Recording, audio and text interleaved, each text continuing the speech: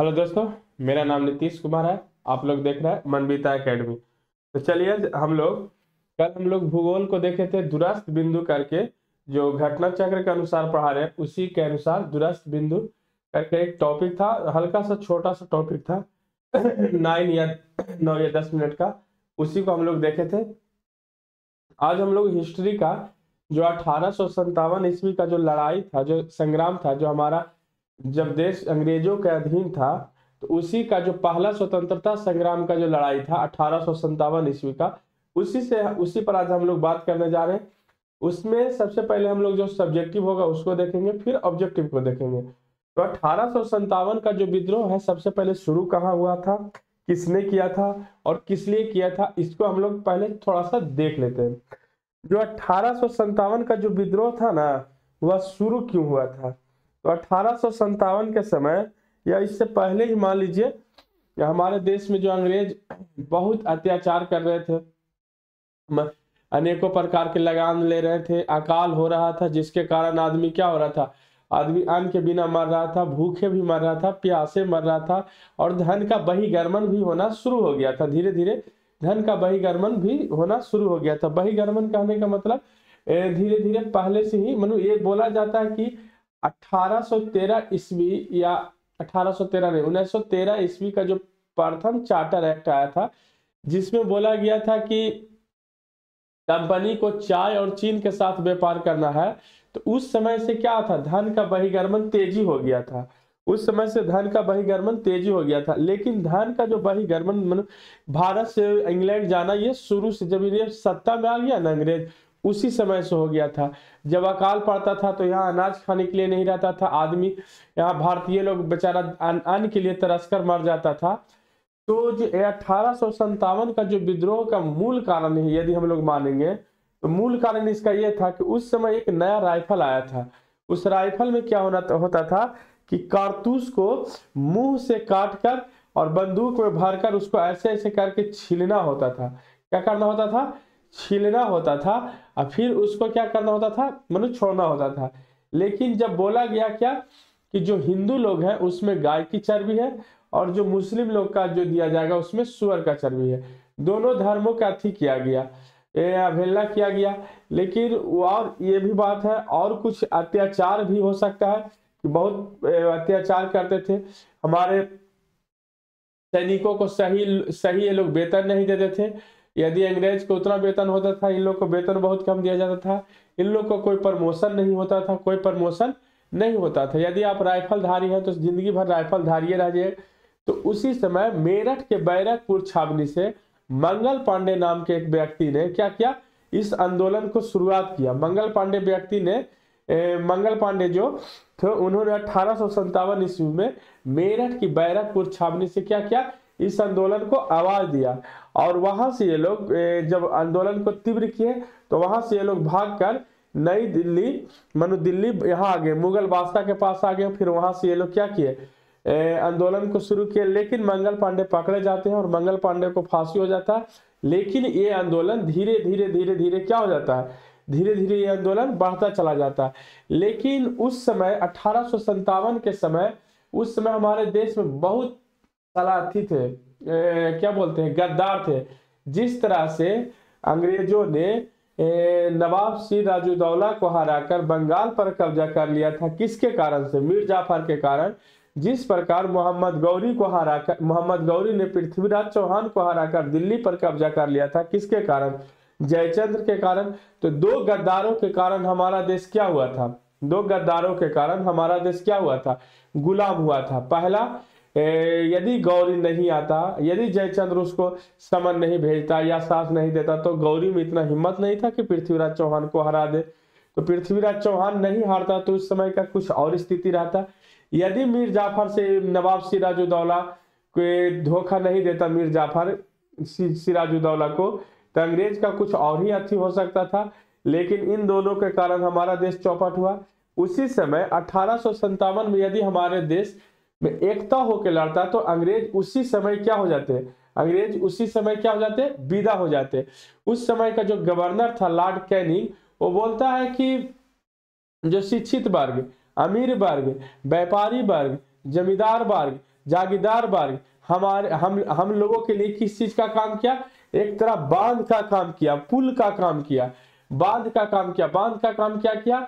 बांध का काम ये किया कि यदि ये लोग हमारा साथ नहीं देते तो हम कहां बह जाते कोई पता नहीं था। शिक्षित वर्ग लोग क्या करते थे कि अरे अंग्रेज मौसा को नहीं भगाओ, अंग्रेज हमारे मौसा है। मुस्लिम वर्ग जो सर सैयद अहमद खां बोलते हैं कि अंग्रेज रहेंगे तो हम लोगों का क्या होगा? विकास होगा। सर सैयद अहमद खां कभी भी दादा भाई नौरोजी के धन बहिर्गमन से कभी भी वो सहमत नहीं हुए थे।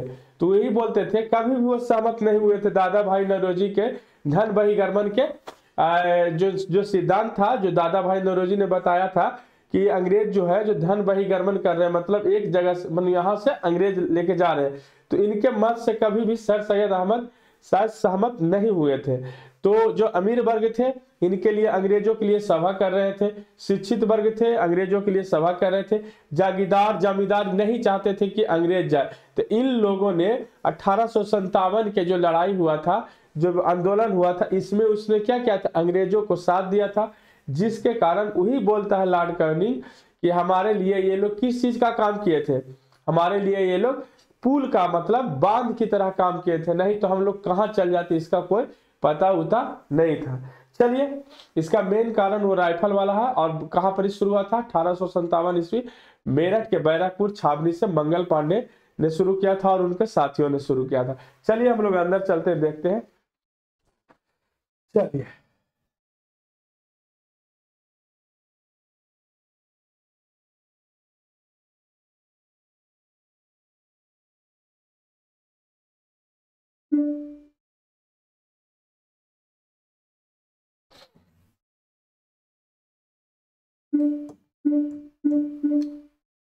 अठारह सौ सत्तावन की क्रांति।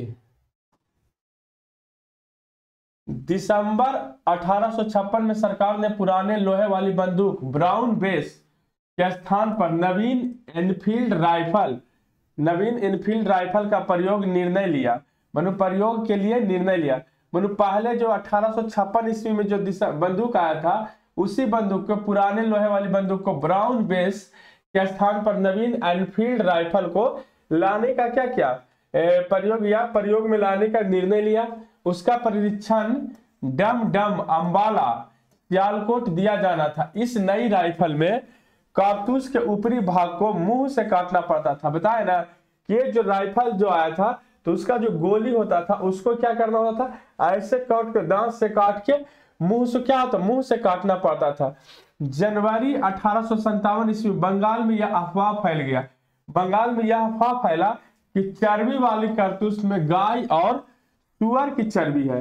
जनवरी 1857 ईस्वी में क्या पुराने बंदूक जो ब्राउन बेस था उसके स्थान पर नवीन बंदूक क्या लाया गया? एनफील्ड राइफल को लाया गया और सरकार ने उसी को पास करने का निर्णय लिया। लेकिन इसका परीक्षण डमडम अंबाला सियालकोट में दिया जाना था। लेकिन इस नई राइफल में कारतूस को ऊपरी भाग से क्या करना होता था? मुंह से उसको काटना पड़ता था। और जनवरी 1857 ईस्वी में बंगाल में यह अफवाह फैलाया गया कि जो कारतूस है वह चर्बी वाला जो कारतूस है, पहला जो है क्या है? गाय का है, और दूसरा इसमें किसकी चर्बी है? सुअर की चर्बी है। सैनिक अधिकारियों ने इस अफवाह की जांच किए बिना ही तुरंत इसका खंडन कर दिया। क्या किया? सैनिक अधिकारियों ने क्या किया? जब इस बात का खंडन किया गया, जब इस बात को उठाया गया, तो क्या किया गया? अंग्रेज अधिकारियों ने साफा इसको नकार दिया, बोला कि ये सब गलत बात है, और इस बात को क्या कर दिया? खंडन कर दिया, मतलब खत्म कर दिया, समाप्त कर दिया। बोला कि नहीं, ऐसा कुछ नहीं है, ऐसा भ्रम फैला जा रहा। किंतु सैनिकों को विश्वास हो गया कि चर्बी वाले कारतूस का प्रयोग उनके धर्म को भ्रष्ट करने के लिए एक निश्चित प्रयत्न किया जा रहा है। लेकिन सैनिकों ने खंडन नहीं किया। सैनिकों को विश्वास हो गया कि चर्बी वाला कारतूस सही है, और अंग्रेज गाय और सुअर को दोनों को वो लोग खाते थे। तो अंग्रेज गाय हिंदुओं का माता है और सुअर मुस्लिमों में क्या था? वर्जित था। बाकी सैनिकों को यह विश्वास नहीं हुआ। सैनिकों को विश्वास हो गया कि ये चर्बी से हमारे धर्मों को क्या करना चाहते हैं? नष्ट करवाना चाहते हैं, इसलिए ये लोग चर्बी का प्रयोग कर रहे हैं। निश्चित रूप से यह प्रयत्न हो गया। यही भारत के प्रथम स्वतंत्रता संग्राम विद्रोह का तत्कालीन कारण बना। यही क्या बना, जो राइफल का जो कारतूस था उसी को चिबाकर जो चर्बी गाय और सुअर का था, यही 1857 ईस्वी का 1857 ईस्वी के आंदोलन का तत्कालीन कारण माना जाएगा। कौन, वो कारतूस वाला जो गाय और सुअर की चर्बी का होता था, उसी को क्या माना जाएगा, तत्कालीन कारण माना जाएगा। 1857 को बैरकपुर सैनिकों ने चर्बी वाले कारतूस का प्रयोग करने से इनकार कर दिया। वही बताया था ना कि मेरठ के बैरकपुर छावनी में सबसे पहले इस कारतूस को क्या किया गया, क्या कहा, कारतूसों का प्रयोग करने से इनकार कर दिया। और एक सैनिक मंगल पांडे ने क्या किया, अपने एजेंडे पर आक्रमण कर उसकी हत्या कर दी और अंग्रेज द्वारा 34वीं BNI रेजिमेंट भंग कर दी गई और अपराधियों को दंड दिया गया।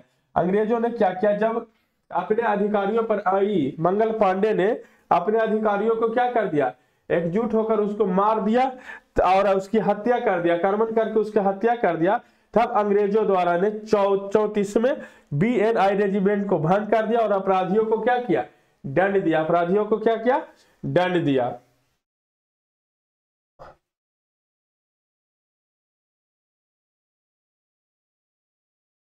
अपराधियों को दंड दिया। 1857 की क्रांति का प्रमुख कारण ब्रिटिश साम्राज्य की घिनौनी नीतियां थी, जिसे तंग आकर अंततः विद्रोह का ज्वालामुखी फट गया। एक कारण तो था ही, मैंने आपको बताया कि 1857 का एक तत्कालीन कारण हम वो मान सकते हैं, क्या कि कारतूस को मुंह से काटना पड़ता था और वह कारतूस किसका था, गाय का चर्बी और सुअर का चर्बी, ये मान सकते हैं, इसका तत्कालीन कारण ये मान सकते हैं।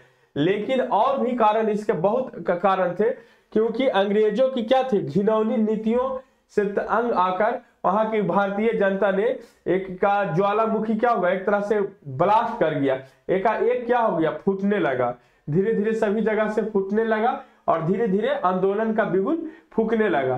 तो वही होने लगा।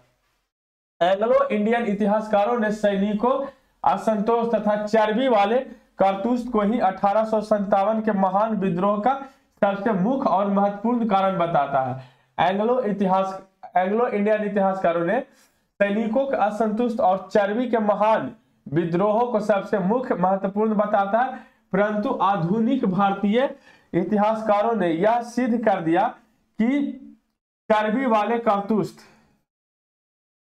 कारतूस इस विद्रोह का एकमात्र कारण अथवा सबसे प्रमुख कारण नहीं था। ये जो चर्बी वाले एंग्लो पहले जो इतिहासकार थे वो सबसे पहले किसको मानते हैं, वो कारतूस को ही सबसे मेन मानते हैं कि जो कारतूस ही था वही सबसे तत्कालीन कारण माना जाता है। लेकिन जो आधुनिक इतिहासकार, आधुनिक भारतीय के जो इतिहासकार है वो कभी नहीं मानेंगे।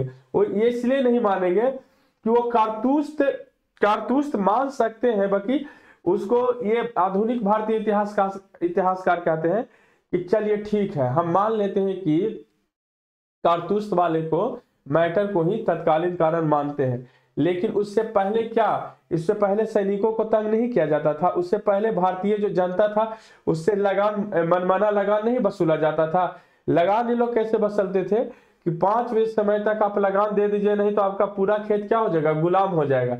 लेकिन इन लोग को पता चला कि साला जब खेतवे ले लेंगे तो फिर हमारे पास खेतवा आ जाएगा, तो पैसा घींचेंगे कैसे से, तो बोला कि नहीं चलिए 5 बजे वाला छोड़ देते हैं। अब क्या करिए कि 5 बजे की जगह आप क्या करिए, किसी से जमीन बेच के दीजिए, गिरवी रख के दीजिए और कुछ करके दीजिए, बाकी लगान दीजिए। ये लोग लगान तसीलने के लिए अनेकों तरह के महलवारी, रैयतवाड़ी, बहुतों तरीका का नियम लाए, उससे लगान तसीला। जबरदस्ती खेती हो चाहे न हो, फसल बर्बाद हो, अकाल पड़ जाए, बाकी आपको लगान देना होगा। जहां से दीजिए, घर बेच के दीजिए, बाइक को बेच के दीजिए, घास पे कुछ भी बेच के दीजिए, बाकी लगान दीजिए। इन्हीं सब नीतियों से तंग आकर अकाल पड़े तो भारतीय जनता के पास खाने के लिए अनाज न रहे, अकाल में बेचारा भूखे प्यासे मर जाते। इन्हीं सभी नीतियों से तंग आकर आधुनिक भारत के इतिहासकारों ने बोला ये कारतूस ही सिर्फ कारण नहीं है, ये सब भी कारण हो सकता है। चर्बी वाले कारतूस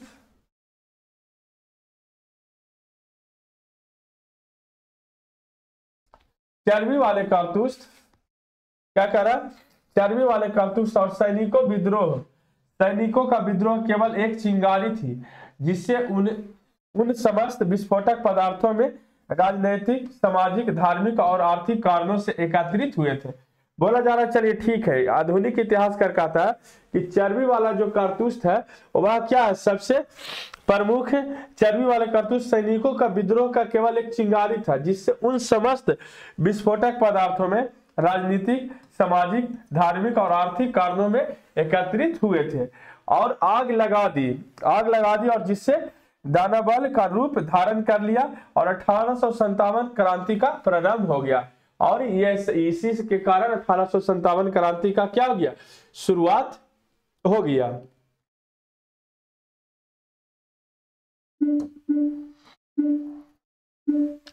दस मई को मेरठ में हुआ था, क्या हुआ था, 10 मई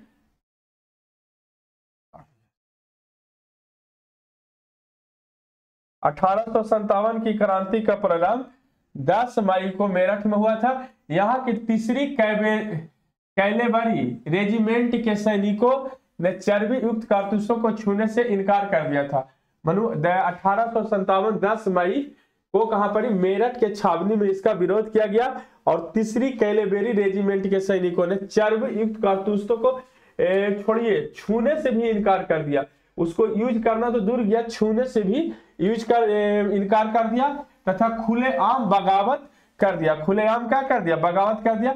अपने अधिकारियों पर गोली चलाई तथा अपने साथियों को मुक्त करवाया। उन्होंने क्या किया, उसको चलाने से मना कर दिया और अपने अधिकारियों पर गोली चलाई और अपने साथियों को मुक्त करा दिया।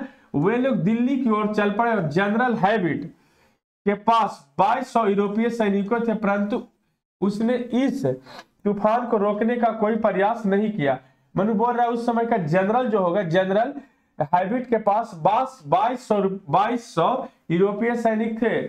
जब तीसरी कैलेबरी रेजिमेंट के सैनिकों ने चर्बी युक्त गोली को चलाने से छूने से इनकार कर दिया। जब इनकार कर दिया तो अंग्रेजी अधिकारियों ने उस पर जबरदस्ती किया होगा।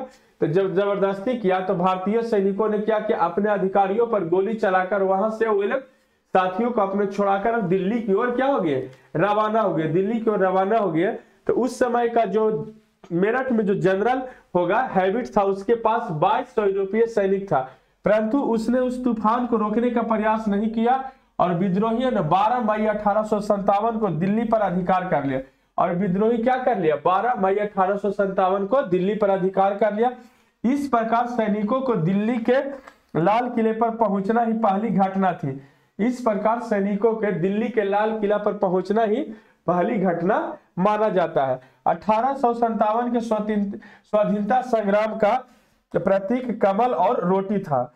कमल और रोटी था। क्या था, 1857 के स्वाधीनता संग्राम का प्रतीक कमल और रोटी था।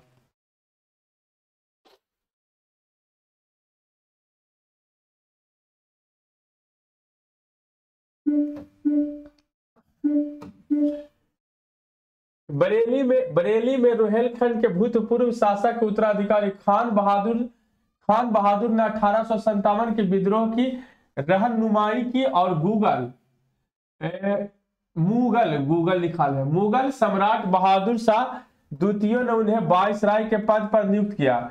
क्या किया कि बरेली और रुहेलखंड के भूतपूर्व शासक के अधिकारियों के खान बहादुर ने 1857 के विद्रोह की रहनुमाई की और मुगल सम्राट बहादुर शाह द्वितीय ने उन्हें वायसराय के पद पर नियुक्त किया। रानी लक्ष्मीबाई का जन्म 19 नवंबर 1835 को गोलघर में हुआ था, जो वर्तमान में वाराणसी में है। उनके पिता मोरोपंत झांसी के महाराज गंगाधर राव के दरबार में गए। उस समय लक्ष्मीबाई की उम्र 13 वर्ष थी। 14 वर्ष की उम्र में उसका विवाह झांसी के महाराजा गंगाधर राव के साथ हुआ। फिर बोला इसकी मृत्यु ग्वालियर में हुई थी। गंगाधर राव की मृत्यु ग्वालियर में हुई थी। ग्वालियर में ही महारानी लक्ष्मीबाई की समाधि है। जो लक्ष्मीबाई के बारे में बोला जाता है कि इसका जो जन्म हुआ था 1835 वाराणसी में हुआ था।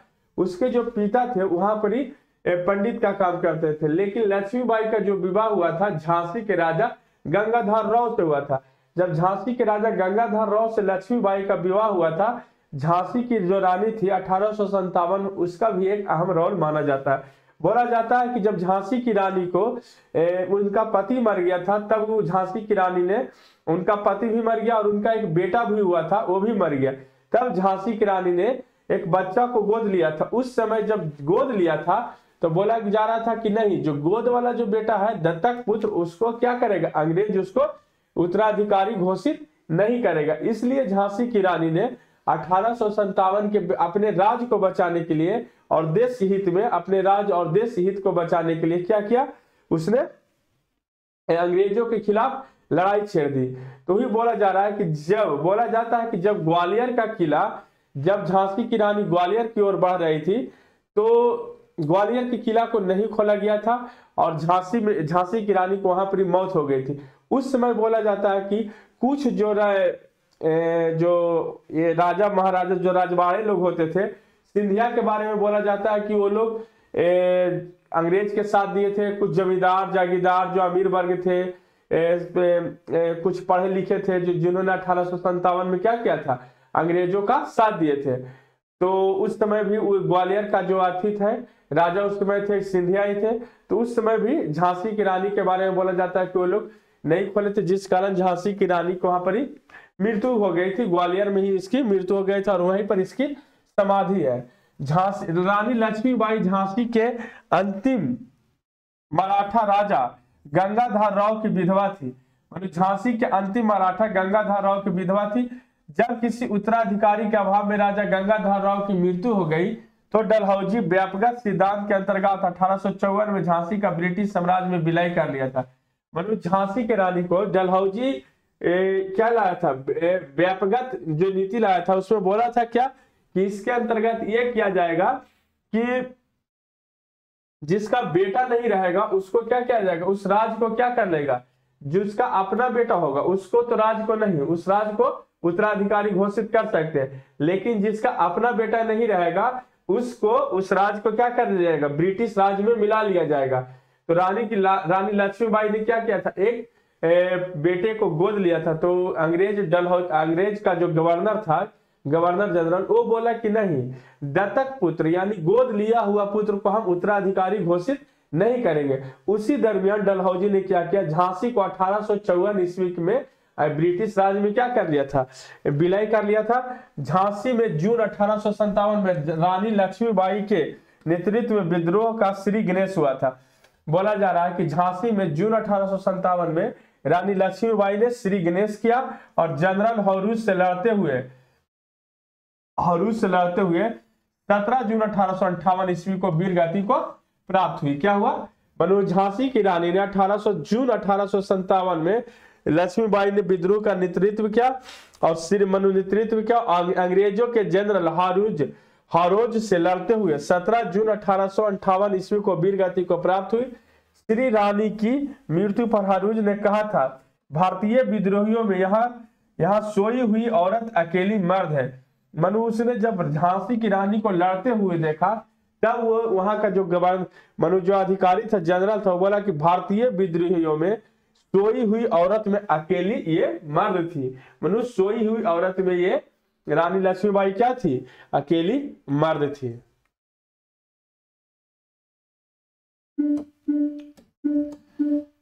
फिर है कि लखनऊ अवध में विद्रोह का प्रबंध 30 मई 1857 ईस्वी में हुआ था।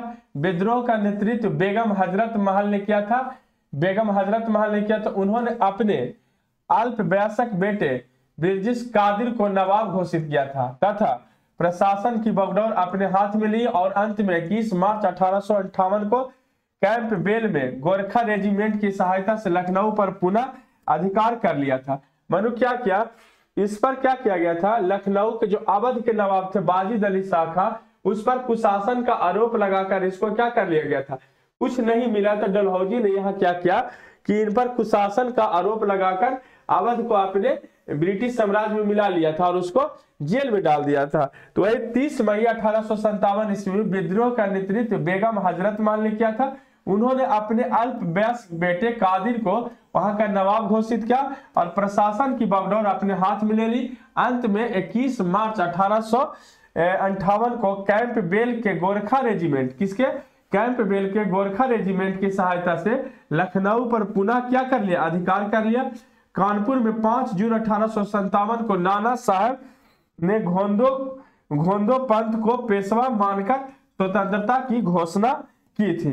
जो नाना साहब थे उनके जो नाना साहब के जो बेटा थे, नाना साहब जो थे वह दत्तक पुत्र थे, तो उनको राजा घोषित करना उनके लिए ब्रिटिश उनको घोषित कभी भी उत्तराधिकारी घोषित न कर रहे थे। नाना साहब को मराठा से लाके कानपुर में उनके पिताजी को पेंशन पर रख दिया था, लेकिन नाना साहब उनके पुत्र थे, वह दत्तक पुत्र थे। दत्तक पुत्र को अंग्रेजों ने बोला था क्या करना था, अंग्रेज पहले से ही चालाक थे, अंग्रेज समझ गए थे, जब अंग्रेज आए तो यहाँ पर ही भाप लिए, और उन्होंने ये नीति को लाने से पहले उन्होंने बहुत सारा रिसर्च किया होगा। वो जानते थे कि साला इस नियम को जब हम लाएंगे तो आधातर राजा का बेटा नहीं है, जब आधातर राजा का बेटा नहीं है, और उसमें एक शर्त रख दिए थे कोची कि जिस राजा का अपना बेटा नहीं होगा उस राज को क्या कर लिया जाएगा, ब्रिटिश साम्राज्य में मिला लिया जाएगा, और दत्तक पुत्र को जो गोद लिया हुआ पुत्र होगा उसको उत्तराधिकारी घोषित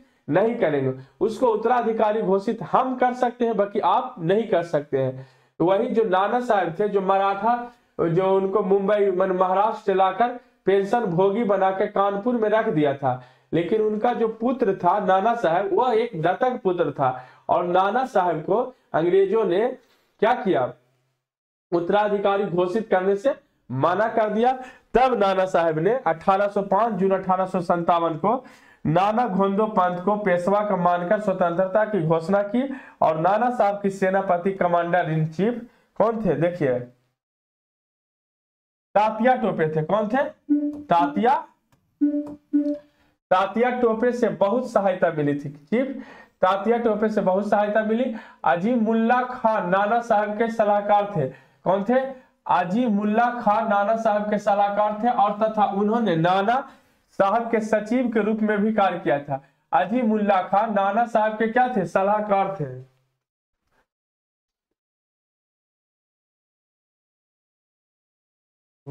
अजीमुल्ला खान नाना साहब के सलाहकार थे, और उन्होंने नाना साहब के सचिव के रूप में काम किया था। इन्हें कांति दूत के नाम से भी जाना जाता था। किसे, अजीमुल्ला खां को कांति दूत के नाम से जाना जाता था। तात्या टोपे को 1814 से 1859 को रामचंद्र पांडुरंगा के नाम से भी जाना जाता था। तात्या टोपे को 1814 से 1859 तक रामचंद्र पांडु रंग के नाम से भी जाना जाता था, और वे 1857 के भारतीय विद्रोह में प्रमुख नेता थे। तात्या टोपे 1857 के भारतीय विद्रोह के प्रमुख नेता थे। इनका जन्म महाराष्ट्र के एलो गांव में हुआ था। उनका एक विश्वसनीय मित्र मान सिंह ने उन्हें धोखा देकर उस समय पकड़वा दिया था, जब वे पारो के जंगलों में अपने कैंप में सैर कर रहे थे। यहां से उन्हें पकड़कर शिवपुरी लाया गया, और सैनिकों की अदालत में 18 अप्रैल 1859 को उन्हें फांसी दे दी गई। 1857 में जगदीशपुर में विद्रोह की अगुवाई करने वाले वीर कुंवर सिंह को बिहार के तत्कालीन शाहबादा जिले वर्तमान भोजपुर जिले के जगदीशपुर से संबंधित है। बोला जा रहा है कि तात्या टोपे को उनके ही दोस्त ने उनको धोखा देकर पकड़वा दिया गया। फिर तात्या टोपे को 18 अप्रैल 1859 ईस्वी को अंग्रेजों द्वारा क्या कर दिया गया, फांसी दे दिया गया। और बिहार में 1857 का जो विद्रोह का अगुवाई कर रहे थे बाबू वीर कुंवर सिंह थे, जो जगदीशपुर के जमींदार के बेटे थे। तो उन्होंने बोला जाता कि वीर कुंवर सिंह ने इतना अंग्रेजों को तंग किया था कि नाको दम कर दिया था। वीर कुंवर सिंह एक बुजुर्ग के तौर पर थे, लेकिन उन्होंने अपनी जान की परवाह किए बिना ही उनका हाथ भी कट गया था। उन्होंने आजादी का लड़ाई को छोड़ा नहीं था, और अंत तक उन्होंने अपने जान की परवाह न करते हुए भी वे स्वतंत्रता संग्राम के लिए शहीद हो गए। जब वो मर गए थे तो उनका बड़ा भाई भी स्वतंत्रता संग्राम की लड़ाई को जारी रखा था। ये जगदीशपुर से संबंधित है। असम में 1857 के क्रांति के समय वहां के दीवान मनीराम दत्ता ने वहां के अंतिम राजा के पौत्र कंदेश्वर सिंह को राजा घोषित करके विद्रोह की क्या किया, शुरुआत किया। असम में 1857 की क्रांति के समय वहां के दीवान मनीराम दत्त ने वहां के अंतिम राजा के पौत्र यानी पोता किसे पेशवर सिंह को राजा घोषित की शुरुआत की, परंतु शीघ्र ही विद्रोह का दमन करके मनीराम को फांसी दे दिया गया। क्या किया गया, उन्होंने वहां के राजा को पोता को राजा घोषित किया, लेकिन परंतु शीघ्र ही वहां का विद्रोह को दमन करके मनीराम को फांसी दे गया। आउवा के ठाकुर कुशल सिंह को 1857 की क्रांति में अंग्रेजों और जोधपुर की संयुक्त सेना को पराजित किया तथा मौलवी और अहमदुल्ला शाह ने फैजाबाद में 1857 के विद्रोह को अपना नेतृत्व प्रदान किया। ये अंग्रेजों के सबसे कट्टर दुश्मन थे, ये अंग्रेजों के सबसे कट्टर दुश्मन थे। देखिए 1857 ईस्वी में यदि बोला जाए तो सभी ने मिलकर लड़ा था, सभी ने, हिंदू मुसलमान सभी ने मिलकर लड़ा था। लेकिन उस समय हमारा देश यदि एकता होकर लड़ता तो अंग्रेज उसी समय हमारे देश से क्या हो जाते, विदा हो जाते। लेकिन उस समय जो थे रजवाड़ा वर्ग, कुछ राजा वर्ग के लोग थे, कुछ शिक्षित वर्ग थे, जमींदार वर्ग थे, जागीरदार वर्ग थे, व्यापारी वर्ग थे, धन्ना सेठ थे। ये लोग नहीं चाहते थे कि अंग्रेज जाए, इनके पक्ष में ये लोग सभा करते थे, इनको बचाते थे और इनको कह रहे थे क्या कि इनका पक्ष दिया जाए, इनको सहायता किए, बंदूक से, पैसा से इनको ये सब वर्ग ने सहायता किया था। यदि ये लोग नहीं करते तो हमारा देश 1857 में ही क्या हो जाता, पूर्ण रूप से आजाद हो जाता। वह मूलतः तमिलनाडु के आकाट के रहने वाले थे, पर वहां फैजाबाद में आकर बस गए थे। उन्होंने भारत के विभिन्न धर्मानुयायियों को आह्वान करते हुए कहा कि सारे लोग काफिर अंग्रेजों को विरुद्ध खड़े हो जाओ। मनु जो अहमदुल्ला जो थे, बोलो कि सभी धर्मों के अनुयायियों को आगाह करते हुए बोले, आह्वान करते हुए बोले कि ये लोग काफिर अंग्रेजों के विरुद्ध खड़े हो जाओ और उन्होंने भारत से बाहर खदेड़, और उन्हें क्या करो, भारत से बाहर खदेड़ दो। इनके बारे में अंग्रेजों ने कहा कि यह अदम्य साहस के गुणों से परिपूर्ण और दृढ़ संकल्प वाले व्यक्ति तथा विद्रोहियों में सर्वोत्तम सैनिक है। इसकी गिरफ्तारी के लिए ब्रिटिश सरकार ने 50,000 रुपये का इनाम रखा था। अहमदुल्लाह के गिरफ्तारी के लिए जब इन्होंने आह्वान किया कि सभी धर्मों का अनुयायी आकर इस अंग्रेज साले काफिर को क्या करो, अंग्रेज काफिर के विरुद्ध खड़े हो जाओ और उन्हें भारत से खदेड़ दो, तब इसके बारे में अंग्रेज का एक अधिकारी बोलता है कि अदम्य साहस गुणों से परिपूर्ण और दृढ़ संकल्प वाले व्यक्तियों से विद्रोहियों में सर्वोत्तम सैनिक। इसकी गिरफ्तारी के लिए ब्रिटिश सरकार ने 50,000 रुपये का इनाम रखा था। कितना? 50,000 रुपये का इनाम रखा था। और 1857 के विद्रोह में मिर्जा गालिब ने स्वयं अपनी आंखों से देखा था। क्या क्या था? स्वयं अपनी आंखों से देखा था। गिरफ्तारी को क्या क्या था?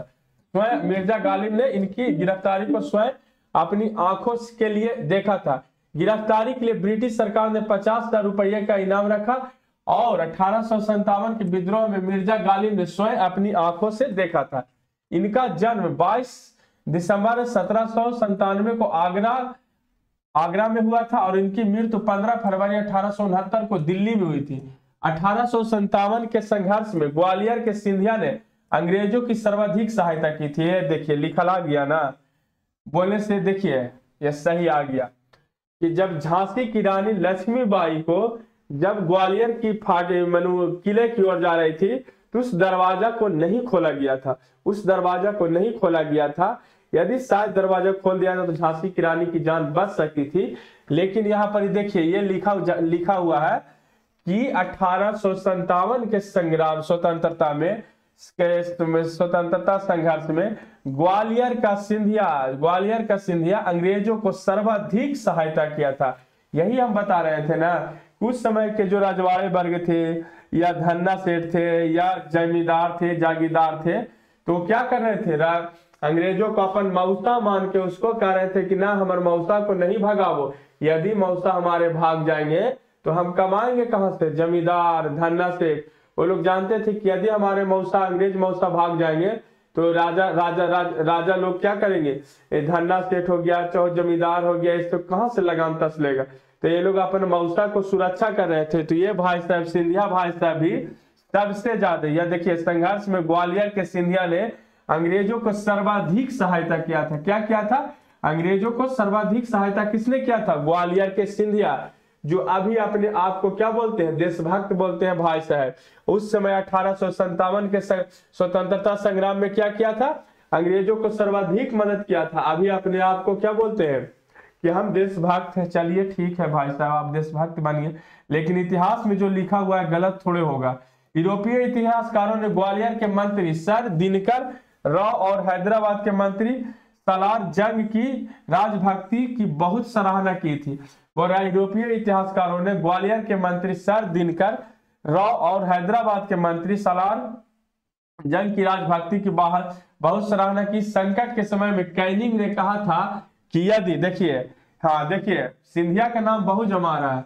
कैनिंग भाई साहब क्या कह रहा है? संकट के समय में कैनिंग ने कहा था यदि सिंधिया भी विद्रोह में सम्मिलित हो जाए तो मुझे कल ही बिस्तर गोल करना होगा। मनु बोल रहा था कि यदि सिंधिया भी यदि इस संघर्ष में शामिल हो जाता, विद्रोह में सम्मिलित हो जाता, तो मुझे कल ही बिस्तर गोल करना होता। मनु कल ही हम यहाँ से क्या हो जाते? भाग जाते। ए भाई साहब, यही सब थे जो अंग्रेज को अपन मौसा मान के यहाँ पर अंग्रेज को बचाने का काम किए था 1857 के विद्रोह में। यदि 1857 के विद्रोह में ये सब रजवाड़ा वर्ग और शिक्षित वर्ग, जमींदार वर्ग, साहूकार वर्ग, व्यापारी वर्ग सब मिलकर यदि एक होकर लड़ता तो 1857 का विद्रोह सफल होता और उसी समय हमारा देश क्या हो जाता? आजाद हो जाता और अंग्रेज यहां से भाग जाते। तो देखिए, कैनिंग वही नहीं कह रहा कि संकट के समय में कैनिंग ने कहा था कि यदि सिंधिया भी विद्रोह में सम्मिलित हो जाता तो हमारा बोड़िया बिस्तर क्या हो जाता? बन जाता। यही कहा कि 1857 का विद्रोह बहुत बड़े क्षेत्रों में फैला हुआ था और इससे जनता का व्यापक समर्थन प्राप्त था। इस आंदोलन को जनता का व्यापक समर्थन प्राप्त था, फिर भी पूरे देश को या भारतीय समाज के सभी अंगों तथा वर्गों को यह अपनी लपेट में नहीं ले सका। यह बोला कि यह आंदोलन व्यापक समर्थन प्राप्त हो रहा था लेकिन सभी समाज के वर्गों और अंगों को अपनी लपेट में नहीं ले सका। यदि अपनी लपेट में ले लेता तो हमारा देश उसी समय क्या हो जाता? आजाद हो जाता। यह दक्षिण भारत तथा पूर्वी तथा पश्चिमी भारत के अधिकांश भागों में नहीं फैला था। यह बोल रहा कि यह दक्षिण भारत और पूर्वी तथा पश्चिम भागों के अधिकांश भागों में नहीं फैला था।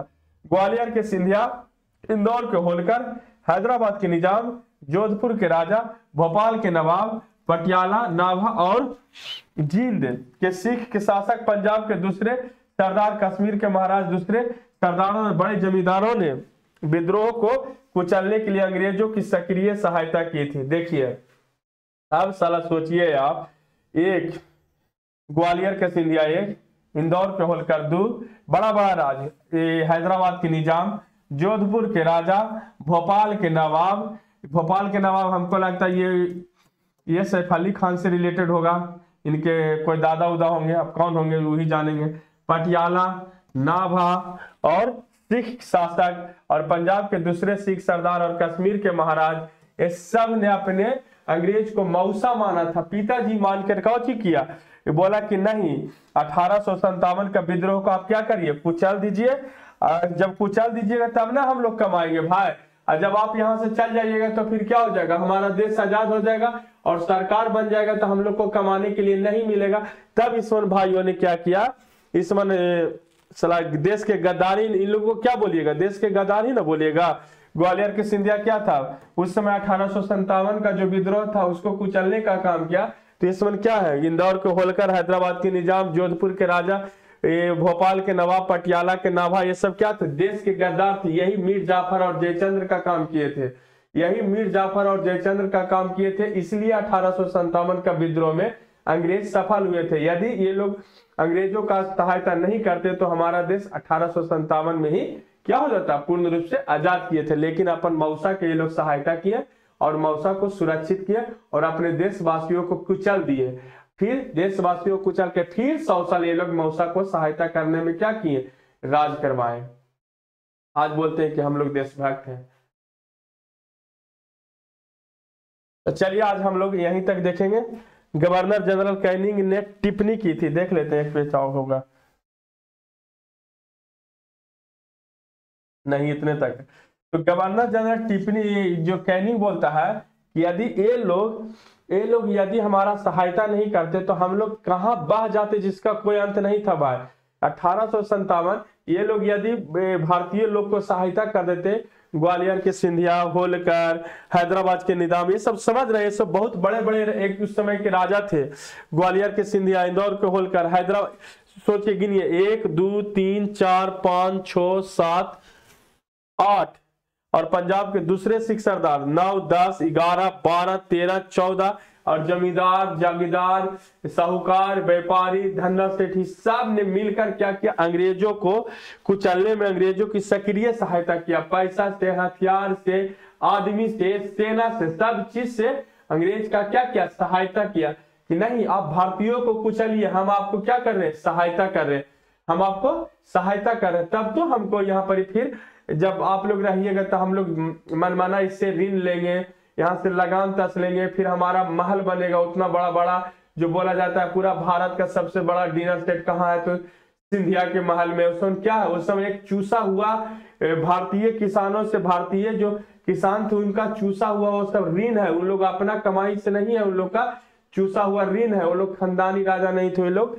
भारतीय किसान से चूसा हुआ उन लोग का ऋण का वो टेबल बना हुआ है।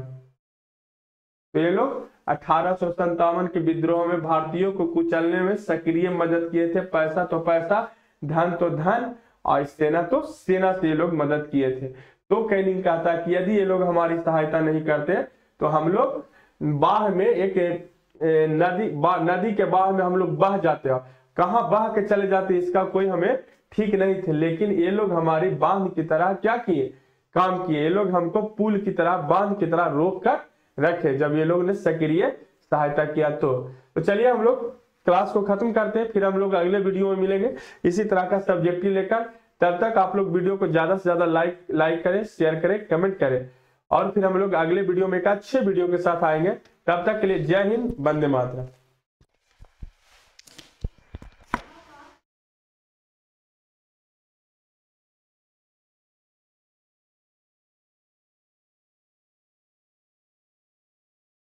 हाँ बेटा।